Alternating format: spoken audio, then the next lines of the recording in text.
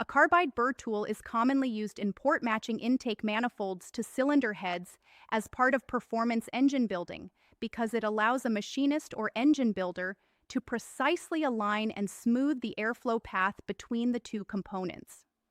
In many factory engines, the intake manifold ports and the cylinder head intake ports are not perfectly matched, which creates small steps, ridges, or misalignments that disrupt airflow and reduce efficiency.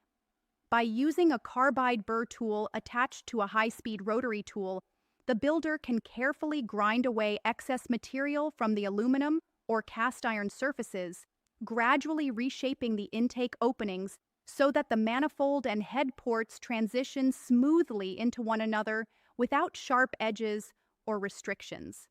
The hardness and durability of the carbide burr allow it to cut through tough casting material and hardened alloys without dulling quickly, giving the user control to refine the shape slowly and accurately rather than removing too much material at once. During port matching, the tool is often used to trace a gasket as a template, ensuring that both mating surfaces share the same outline, and then to blend the interior surfaces so air can flow with less turbulence. This smoother airflow improves volumetric efficiency, meaning the engine can draw in a more consistent and higher volume of air-fuel mixture, which directly contributes to better combustion, increased horsepower, improved throttle response, and more efficient overall engine performance. Thanks for watching.